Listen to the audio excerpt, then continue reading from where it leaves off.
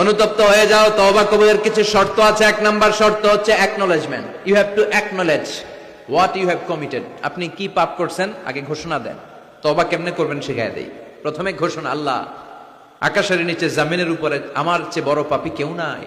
সগীরা কবিরা, জেনে না জেনে, ইচ্ছায় অনিচ্ছায়, শিরকে বেদাতি, শয়তানের ধোকায় পড়ে, নফসের ওয়াসওয়াসায় অনেক পাপ করেছে। আল্লাহ আল্লাহ আমি স্বীকার গেলাম আমি পাপী, আমার চেয়ে বড় পাপী কেউ নাই। প্রথমে আপনি স্বীকার যাবেন সব।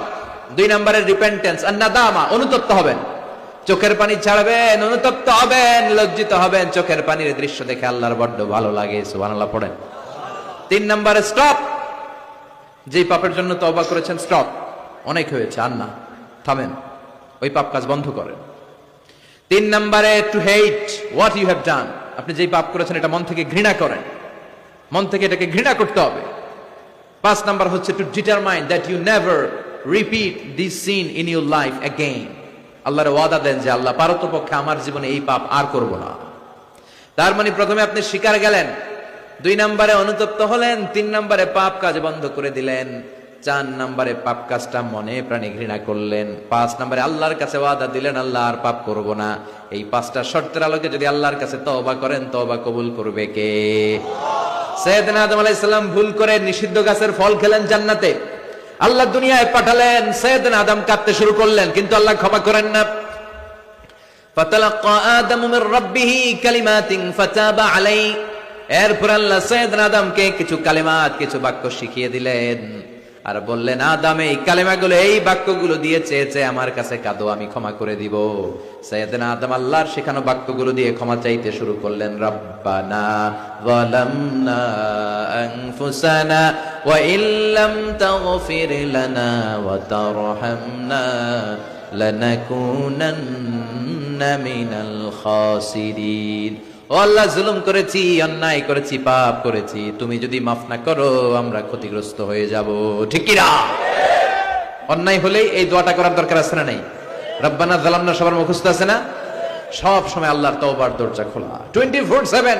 অন্যায় হলেই আমরা এই দোয়াটা পড়বো, এই দোয়াটা করে আল্লাহর কাছে ক্ষমা চাইবো। ক্ষমা করে দিবে কে? শুধুমাত্র আমার প্রিয় ভাইয়েরা, দুইটা সময় তওবা কবুল হয় না, চিল্লায় বলেন কয়টা সময়? এক নম্বরে বাদাল গারগারা, মালাকুল মাউত যখন রূহ ধরে টান দেয়, মুমূর্ষ ব্যক্তির বড্ড কষ্ট হয়, গলা দিয়ে যখন রূহ বের হয়ে যায়, লোকটার গলায় গর গর গর গর গর গর শব্দ হয়, সে মালাকুল মাউতকে দেখে ফেলে, তখন আর তওবা করলে কবুল হবে? আপনি তো দেখেই ফেলাইছেন, সুযোগ তো অনেক পাইছেন, কাজে লাগার নাই, ঠিক কিনা? এটা হলো ফেরাউনের দশা। ফেরাউনকে যখন আল্লাহ লোহিত সাগরে ডুবাইলেন, পানি খাইতে খাইতে ফেরাউনের পেটটা এত বড়, এবার ফেরাউন হাত তুলা কয় আনা মিনাল মুসলিমিন। কি কয়? আনা মিনাল, মানে আমি মুসলমান। কত ভালো মানুষ দেখছেন, মুসলমান। ফেরাউন না যদি মুসলমান হয়, আমরা থেকে কি লাভ? কথা কন। ফেরাউন হাত তুলে বলে আনা মিনাল মুসলিমিন, আমি ভালো মানুষ। আল্লাহকে তোর মতো ভালো মানুষের দরকার নাই, তুই মর, কারণ দ্য টাইম ইজ আপ, সময় শেষ। বাদাল গারগারা, তার সময় শেষ। মুসা আলাইহিস সালামের চাচাতো ভাইয়ের নাম ছিল কারুন, বিশাল সম্পদের মালিক আল্লাহ বানিয়েছে। আমি ফেরাউনের লাশও দেখে এসেছি সচক্ষে, আবার কারুনকে যে এলাকায় আল্লাহ জামিনে দাবিয়ে দিয়েছে, ফাখাসাফনা বিহি ওয়া বিদারিহিল আরদ, ওই এলাকাটাও ফাইউম জেলা, কায়রো থেকে 100 কিলোমিটারের মতো দূরে এই ফাইউম জেলায় তার সব সম্পদ আল্লাহ জামিনের ভেতরে দাবিয়ে দিয়েছে। মুসা আলাইহিস সালাম বললেন, কারুন তোর তো অনেক সম্পদ, তুই আল্লাহর রাস্তায় যাকাত দে। তুই আগে তোর হৃদয়টারে খোল, এরপরে তোর হাত খুলবে। আগে হাত খুল, তোর হৃদয় খুলবে, ঠিক কিনা? সে কয় না, আমি যাকাত দিব না, কারণ এগুলো আমার আল্লাহ দেয় না, এটা আমি নিজে কামাইছি। ইন্নামা উতীতুহু আলা ইলমিন ইনদি, আমার ইন্টেলেক্ট, মেধার বুদ্ধি খাটিয়ে এই সম্পদের মালিক আমি হয়েছি। মুসা আলাইহিস সালাম বললেন, তাই তাহলে আযাবের অপেক্ষা কর। আল্লাহ আযাব পাঠালেন, ফাখাসাফনা বিহি ওয়া বিদারিহিল আরদ। কারণ কারণের সব সম্পত্তি আল্লাহ মুহূর্তের মধ্যে জামিনের ভিতরে ঢুকাতে লাগলেন। কারণের পা ঢুকে গেল, ঢুকতে ঢুকতে হাঁটু পর্যন্ত ঢুকে গেছে জামিনের ভেতর। কারণ ভাবছে উঠা যাবো, আমার আটকাইতে পারবে না। এরপরে কোমর পর্যন্ত গেল, কয় উঠে যাবো। এরপরে গলা পর্যন্ত, কয় মুসা সব সম্পত্তি তোরে আর তোর আল্লাহরে দিয়ে দিলাম, আমারে বাঁচা, আমারে। ও মুসা, এতক্ষণ শুধু যাকাতের সম্পত্তি দেয় না, এখন কয় সব তোর আর তোর আল্লাহ, আমারে খালি তুই বাঁচা। এখন তওবা কবুল হবে? ওই যে আনা মিনাল মুসলিমিনের স্টাইল আছে না নাই? এজন্য এই গড়গড়ানি মৃত্যুর একেবারে ফাইনাল স্টেজ আসার আগে যদি আপনি ক্ষমা চান, ক্ষমা করবে কে? 2 নাম্বার, বাদা তুলুইশ শামসি মিন মাগরিবিহা, কিয়ামতের আগ দিয়ে পূর্ব দিক থেকে সূর্য না ওঠে, পশ্চিম দিক থেকে সূর্য ওঠা শুরু করে দিবে। তখন যদি তওবা করেন, তওবা কবুল হবে নাকি? এর আগ পর্যন্ত যখনই আল্লাহর ডাক দিয়ে তওবা করেন, তওবা কবুল করে নিবে কে? আমাদের দেশে তওবা পড়ানোর জন্য মাওলানা লাগে। কি লাগে? হুজুরের ডাক, ইমাম সাহেবের ডাক, পীর সাহেব হুজুর রান তওবা পড়া আছে না নাই? হুজুর নাই তো তওবাও নাই। হুজুর এলাকায় নাই, হুজুর 3 দিন ধরে ছুটিতে আছে, কয় এখন তো তওবা পড়া যাবে না, কারণ হুজুর ছুটিতে। কত বড় ডাকায়! এরকম ডাকায় জড়িত আছে না নাই? তওবা পড়তে হুজুর লাগে? কথা কন। হ্যাঁ, হুজুরের কাছে তওবা পড়েন, পীর সাহেব হুজুরের কাছে তওবা পড়েন, ঠিক আছে, কিন্তু এটা জরুরি না। আপনি আপনার আল্লাহর কাছে ক্ষমা চাইবেন, গুনার কথা স্মরণ করে জায়নামাজটা বিছিয়ে 2 রাকাত নামাজ পড়ে ক্ষমা চান। আপনার কথা শুনে কে? কেউ যেটা শুনে না শুনে কে? কেউ যেটা দেখে না দেখে কে? কেউ যেটা দেয় না দেয় কে? এজন্য হুজুর লাগবে?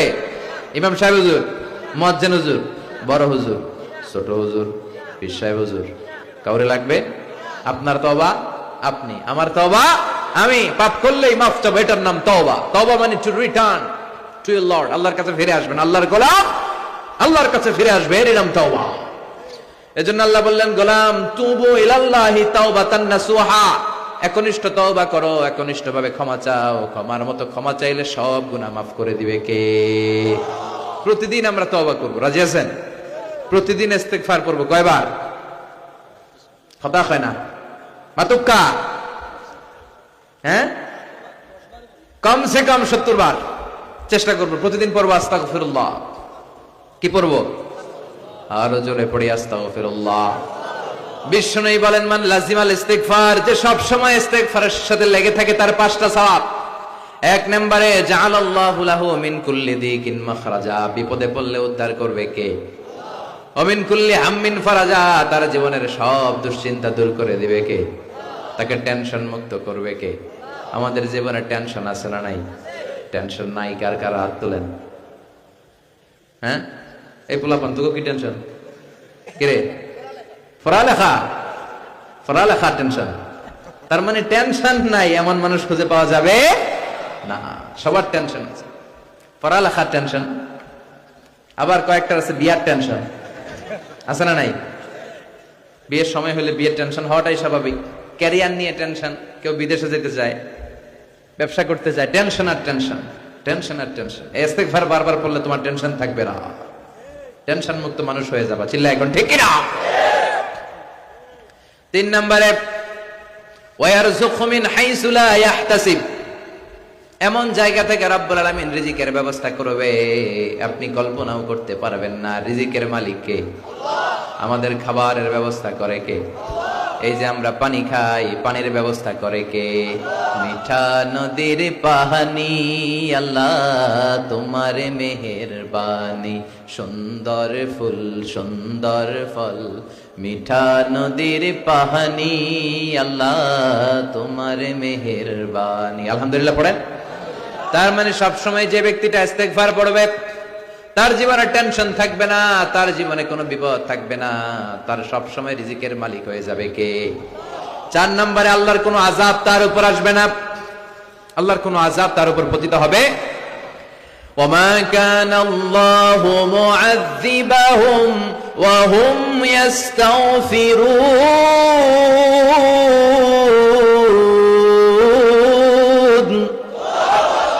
যতক্ষণ আমার বান্দা আমার কাছে ক্ষমা চাইবে, ইস্তিগফার পড়বে, আমার কোনো আযাব তার উপর আসবে না, কোনো আযাব আসবে না। সব ধরনের আযাব থেকে আপনাকে মুক্ত রাখবে কে? 5 নম্বরে আপনারে মুস্তাজাবুদ দাওয়া বানিয়ে দিবে কে? মুস্তাজাবুদ দাওয়া মানে এমন ব্যক্তি, যে ব্যক্তি হাত তুলে দোয়া করতে দেরি হয়ে যায়, দোয়াটা কবুল হতে দেরি হয় না। এদিকে কেউ আছেন মুস্তাজাবুদ দাওয়া, যে হুজুর আমি যখনই হাত তুলে দোয়া করি তখনই আল্লাহ কবুল করে, থাকলেও হাত তুলেন না, এই গোপন জিনিস কাউরে জানায়েন না, ভেজালে পড়বেন, মুস্তাজাবুদ দাওয়া হয়ে যাবে। আজকে বলে রাখি, ইস্তিগফার সবসময় পড়লে কি হবেন? মুস্তাজাবুদ দাওয়া। আপনি দোয়া করা মাত্র কবুল করে নিবে কে? আপনারা ইমাম আহমদ ইবনে হাম্বলের নাম শুনেছেন? হাম্বলি মাযহাবের অনেক বড় আলেম, মুহাদ্দিসুদ দাহর। ওনার বিখ্যাত হাদিসের গ্রন্থ মুসনাদ আহমদ ইবনে হাম্বল একক হাদিসের গ্রন্থ হিসেবে পৃথিবীর সবচাইতে বড় হাদিসের কিতাব। প্রায় 40,000-এর মতো হাদিসের কম্পাইলেশন আছে এখানে, সুবহানাল্লাহ পড়ে।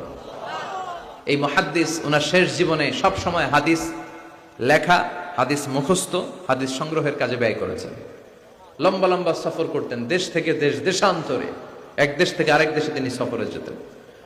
ওনার সফরের ঘটনায় পাওয়া যায় উনি এক শীতের সিজনে হাদিস সংগ্রহের কাজে সফরে বেরিয়েছেন। প্রচন্ড শীত। উনি এক মসজিদে ঢুকে মাগরিবের নামাজ পড়লেন, এশার সালাত আদায় করলেন।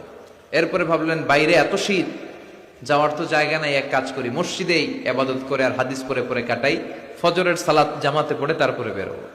উনি ব্যাগ থেকে কাঁথা বের করে হাদিসের কিতাব নিয়ে পড়তে লাগলেন। কিন্তু মসজিদের দারোয়ান এসে বলে, উখরুজ মিনাল মসজিদ ইয়া শেখ, এই বুড়া মসজিদ থেকে বেরো। চিনে নাই, উনি যে এত বড় আলেমে দ্বীন মুহাদ্দিস, চিনতে পারে নাই। ইমাম আহমদ ইবনে হাম্বল বললেন, বাবা বাইরে শীত, আমি কই যাব? আমি মুসাফির মানুষ, আমি এই মসজিদে ফজরের সালাতও পড়বো, জামাতে পড়ে তারপরে বেরোবো, রাতটা আমারে থাকতে দাও। মসজিদের দারোয়ান বলে, না মসজিদে থাকা যাবে না, বের হন। ভালো কথায় বের না হইলে ঘাড় ধাক্কা দিয়ে বের করে দেন। কি আর করা, উনি ব্যাগ নিয়ে বের হয়ে গেলেন, শীতে কাঁপছেন। হাঁটতে হাঁটতে হাঁটতে হাঁটতে বাইরে দেখলেন যে একটা বাজার, ওই বাজারে এক যুবক রুটি বানায়, সাজ রুটি বিক্রেতা যুবক। তিনি রুটি বিক্রেতার কাছে যে সালাম দিলেন, আসসালামু আলাইকুম। যুবক বলে, ওয়া আলাইকুম আসসালাম। আহমদ ইবনে হাম্বল বলল, বাবা আমি তোমার রুটির দোকানের পাশে বসে রাতটা কাটাতে চাই আর তোমার এই চুলা থেকে আগুন পোহাতে চাই, যদি তুমি অনুমতি দাও। যুবক বলে, আহলান ওয়া সাহলান ওয়া মারহাবান বিক ইয়া শেখ, আসেন বসেন, কোনো সমস্যা নাই। আপনি চুলা থেকে আগুন পোহাবেন, এতে আমার ক্ষতি কি? আলহামদুলিল্লাহ পড়েন। আহমদ ইবনে হাম্বল খুশি হয়ে গেলেন, উনি বসলেন। উনি তাপ নিচ্ছেন, আগুন পোহাচ্ছেন, আর দেখতে পাচ্ছেন যুবকটা বারবার পড়ছে আস্তাগফিরুল্লাহ। যুবকটা বারবার কি পড়ছে? আস্তাগফিরুল্লাহ। রুটি বানায় আর পড়ে আস্তাগফিরুল্লাহ। রুটি চুলায় দেয়, পড়ে আস্তাগফিরুল্লাহ। কেউ রুটি কিনতে আসলে তার কাছে রুটি তুলে দেয়, পড়ে আস্তাগফিরুল্লাহ। টাকা নিয়ে ক্যাশ বক্সে ঢুকায়, আর কি পড়ে? আবার রুটি বানাতে শুরু করে, আর কি পড়ে? ইমাম আহমদ ইবনে হাম্বল তার এই দৃশ্যটা দেখে অবাক হলেন। তিনি প্রশ্ন করলেন, যুবক, মা লাকা ইয়া শাব দাইমান তাকরাউনা আস্তাগফিরুল্লাহ। হে যুবক, কি হলো তোমার? আসার পর থেকেই দেখতেছিস তুমি খালি পড়ো আস্তাগফিরুল্লাহ, খালি পড়ো আস্তাগফিরুল্লাহ, কেন? যুবক বলে, এই ইবাদত করে, এই ইস্তিগফারের সাথে সবসময় লেগে থাকার কারণে আমি অনেক কিছু পেয়েছি। কি পেয়েছো? সে বলতে শুরু করলো, আমি মুস্তাজাবুদ দাওয়া হয়ে গিয়েছি। মুস্তাজাবুদ দাওয়া মানে এমন লোক, যে লোক দোয়া করতে দেরি, ওই দোয়াটা কবুল হতে দেরি হয় না। ইমাম আহমদ ইবনে হাম্বল অবাক হলেন। ফাতাআজ্জাবা আহমদ ইবনে হাম্বল ওয়া ক্বাল, আনতা মুস্তাজাবুদ দাওয়া। অবাক হলেন আর বললেন, বলো কি, তুমি মুস্তাজাবুদ দাওয়া? তুমি জীবনে যা দোয়া করেছো সব কবুল হয়েছে? যুবক বলে, হ্যাঁ, আমি জীবনে যত দোয়া করেছি সব দোয়া কবুল হয়েছে, একটা দোয়া ছাড়া। শুধু একটা দোয়া কবুল হয় না, বাকি সব দোয়া চাওয়া মাত্রই কবুল করে নিয়েছে কে? এবার আহমদ ইবনে হাম্বলের কিউরিসিটি আরো বেড়ে গেল। আহমদ ইবনে হাম্বল বললেন, বলো কি, সব দোয়া কবুল, আবার একটা দোয়া কবুল হয় নাই, এটা কোন দোয়া রে বাবা? এবার যুবক বলতে শুরু করলো, আমি আল্লাহর কাছে খুব চেয়েছি যে আল্লাহ, শুনেছি এই জামানার সবচেয়ে বড় মুহাদ্দিসের নাম নাকি আহমদ ইবনে হাম্বল। আল্লাহ, আমি মরার আগে ওনার সাথে একবার দেখা করে মরতে চাই। আমি ওনার হাতে হাত রেখে ওনার কাছে বায়াত হতে চাই, ওনার সাথে মুসাফা করতে চাই, আর ওনার কপালে একটা চুমু দিতে চাই। এই কথা শুনে ইমাম আহমদ ইবনে হাম্বল আর ধৈর্য ধারণ করতে পারলেন না, চোখের পানি ছেড়ে দিলেন। বললেন, যুবক, তোমার এই দোয়াটাও আল্লাহর কাছে কবুল হয়েছে, এই দোয়াটাও কবুল হয়েছে। আনা আহমদ ইবনে হাম্বল, আমি আহমদ ইবনে হাম্বল, মুহাদ্দিসুদ দাহর, এই জামানার সবচাইতে বড় মুহাদ্দিস। আমার সাথে দেখা করার জন্য আমার দরবারে তোমার যাওয়ার দরকার নেই, আমাকে আল্লাহ তোমার দরবারে নিয়ে এসেছে। এজন্য বারবার বারবার সব সময় যদি ইস্তিগফারের সাথে আপনি লেগে থাকেন, আপনারে মুস্তাজাবুদ দাওয়া বানিয়ে দিবে কে? আমি অনেক জায়গায় ইস্তিগফার নিয়ে বয়ান করেছি। এবছর সিলেটে আপনাদের এই প্রোগ্রামে আসার সময় আমি যখন ঢাকা এয়ারপোর্টে, অনেক যুবকরা দৌড়ে এসেছে, হুজুর আপনি মিজানুর রহমান আজহারি না? আমি বলি, হ্যাঁ আমি মিজানুর রহমান আজহারি। বলে, হুজুর আপনার আলোচনা শুনে আমার জীবনে অনেক পরিবর্তন হয়েছে, আর হুজুর আরেকটা কথা, এখন কিন্তু আমি অবসর সময় পাইলে খালি করে আস্তাগফিরুল্লাহ। আমার এসে বলতে শুরু করলো, একজন না এরকম কয়েকজন এসে বলতেছে, হুজুর আমি কিন্তু সব সময় সুযোগ পেলে আস্তাগফিরুল্লাহ পড়ি, সুযোগ পেলে অবসরে ইস্তেগফার পড়ি। ও যুবক, ইস্তেগফার করে তুমিও মুস্তাজাবুদ দাওয়া হতে পারো, অবসর সময়টাকে কাজে লাগাও। গাড়ির জন্য বসে আছি, বাজারের ব্যাগ হাতে নিয়ে যাচ্ছি, অবসর সময় ঘুম আসে না, কি পড়বো? প্রাণ ভরে মন ভরে পড়েন তো আস্তাগফিরুল্লাহ, আবার পড়েন আস্তাগফিরুল্লাহ, আরো জোরে আওয়াজ করে পড়েন আস্তাগফিরুল্লাহ। ইস্তেগফার পড়ার অনেকগুলো পদ্ধতি আছে, সবচেয়ে ছোট ইস্তেগফার হচ্ছে এটা, আস্তাগফিরুল্লাহ। এছাড়া আপনি পড়তে পারেন আস্তাগফিরুল্লাহ আল্লাযী লা ইলাহা ইল্লা হুয়াল হাইয়ুল কাইয়্যুম ওয়া আতুবু ইলাইহি। এই ইস্তেগফারটা যদি কেউ পড়ে, জিহাদের ময়দান থেকে ফিরে আসা কবিরা গুনাহ, আল্লাহ বলে জিহাদের ময়দান থেকে ফিরে এসে কবিরা গুনাহ করেছে, এই লোক যদি এই দোয়া পড়ে তার গুনাহ মাফ করে দিবে কে? আবার সাইয়েদনা আবু বকর বললেন, ইয়া রাসূলুল্লাহ আল্লিমনি দুআআন আদউ বিহি ফি সালাতি, এমন একটা দোয়া, এমন একটা ইস্তেগফার আপনি আমারে শিক্ষা দেন যেই দোয়াটা আমি নামাজে সালাম ফেরানোর আগে পড়ব। বিশ্বনবী বললেন, তুমি পড়ো আল্লাহুম্মা ইন্নী যালামতু নাফসি যুলমান কাসীরান ওয়া লা ইয়াগফিরু যুনুবা ইল্লা আনতা ফাগফিরলি মাগফিরাতাম মিন ইনদিক ইন্নাকা আনতাল গফুরুর রহিম। সুবহানাল্লাহ পড়েন। এটাও কিন্তু একটা ইস্তেগফার, জানেন? এটাও ইস্তেগফার। যেখানেই ক্ষমা চাওয়ার ঘটনা আছে, যেখানে ক্ষমা চাওয়া আছে, ওইটারে ইস্তেগফার হিসেবে কবুল করে নেয় কে? তার মানে এটাও একটা ইস্তেগফার। এইখানে আপনি পড়েন আল্লাহুম্মা ইন্নী যালামতু নাফসি, আল্লাহ আমি অনেক জুলুম করেছি, যুলমান কাসীরা, এত বেশি জুলুম যার কোনো সীমা নাই, ওয়ালা ইয়াগফিরুয যুনুবা ইল্লা আনতা, আপনি ছাড়া আমার পাপগুলো maaf করে দেয়ার কেউ নাই, ফাগফিরলি মাগফিরাতাম মিন ইনদিক, নিজ গুণে আমারে ক্ষমা করে দেন, ইন্নাকা আনতাল গফুরুর রহিম, আপনি ক্ষমাশীল, আপনি মেহেরবান। ঠিক কি না? এটারে আমরা বাংলাদেশে কি বলি? দোয়া মাসুরা। কি বলি? এটা যেমনি দোয়া মাসুরা, আবার এটা একটা ইস্তেগফার। এজন্য ক্ষমা চাইতে চাইলে এটাও পড়বে। আর এই সব ইস্তেগফারের মধ্যে শ্রেষ্ঠ ইস্তেগফারের নাম সাইয়্যিদুল ইস্তেগফার। যত ইস্তেগফার হতে পারে, বুখারীর বর্ণনা, এর মধ্যে সবচেয়ে শ্রেষ্ঠ ইস্তেগফারের নাম, কথা বলেন, মুখস্থ আছে? কার কার আছে দেখি? আত্তুলুক্কা, তুলুক্কা তুলুক্কা, অল্প কয়েকজনের আছে। কইলে মনে হইব, কইলে মনে হইব তার। তো এটা হচ্ছে সর্বশ্রেষ্ঠ ইস্তেগফার। এই ইস্তেগফারটা কেউ যদি রাতে পড়ে, ওই রাতে মৃত্যু হলে সে জান্নাতি। এই ইস্তেগফারটা যদি কেউ দিনে পড়ে, ওই দিনে মৃত্যু হলে সে জান্নাতি। এটার নাম সাইয়্যিদুল ইস্তেগফার। আল্লাহুম্মা আনতা রাব্বি লা ইলাহা ইল্লা আনতা খালাকতানি ওয়া আনা আবদুক ওয়া আনা আলা আহদিকা ওয়া ওয়া'দিকা মাস্তাতা'তু আউযু বিকা মিন শাররি মা সানা'তু আবুউ লাকা বিনি'মাতিকা আলাইয়া ওয়া আবুউ বিযামবি ফাগফিরলি ফাইন্নাহু লা ইয়াগফিরুয যুনুবা ইল্লা আনতা। সুবহানাল্লাহ পড়েন। এটা মুখস্থ করতে রাজি আছেন? যাদের মুখস্থ নাই, স্মার্টফোন ব্যবহার করেন না আপনারা, ওখানে গুগলে সার্চ বক্সে খালি লিখবেন সাইয়্যিদুল ইস্তেগফার, সাথে সাথেই চলে আসবে। মুখস্থ করতে রাজি আছেন সবাই? সবাই রাজি?